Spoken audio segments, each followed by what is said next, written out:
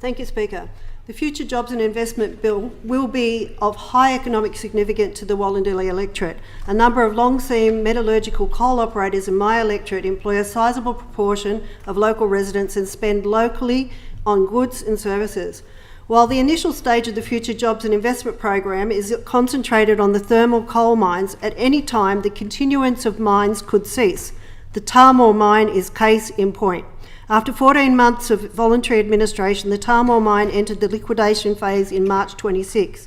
I would argue this program should be instigated concurrently across all 4 regions, including Wollondilly-Illawarra. During the second reading speech for this bill, Minister Paul Scully stated, "The bill sets out scaled approach, focusing first on the regions that will feel the greatest impact in the short term. The program is time sensitive for the collieries in my electorate and evidenced by the profound negative impacts of liquidation on the Tahmoor colliery workers who have not entered the colliery in the past 12 months.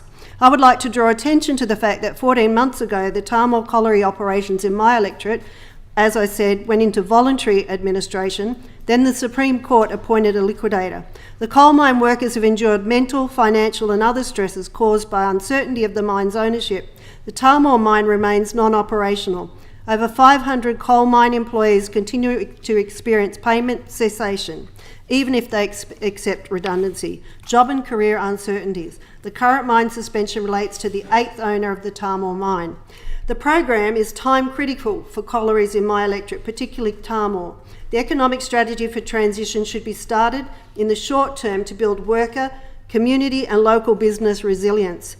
The Tahmoor mine is a prime case study example of the actual and needed government efforts, resourcing and advice required to support affected workers and contractors. There is or was no comparative study size substantial industry in the area that could absorb the intake of the Tahmoor coal mine workforce, and any public transport out of the area is practically non-existent. Even though coal plays an important part in our area and will probably be sustainable for many years, if an individual or business bails Tahmoor colliery out of liquidation, coal mines of all types are vulnerable to changes in the mining resource market, business investment and closure ahead of its scheduled end of life. I support the bill. The bill is a critical policy reform that would facilitate long-term and substantial economic restructuring of the local workforce currently employed in the metallurgical coal mines.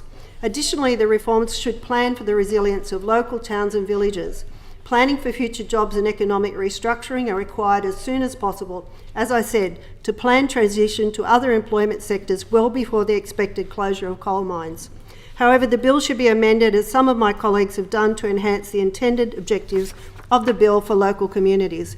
The bill should be amended to transition all mining regions at the same time, financially guarantee stakeholders' commitments to implement, monitor and evaluate local structural action plans and workforce plans.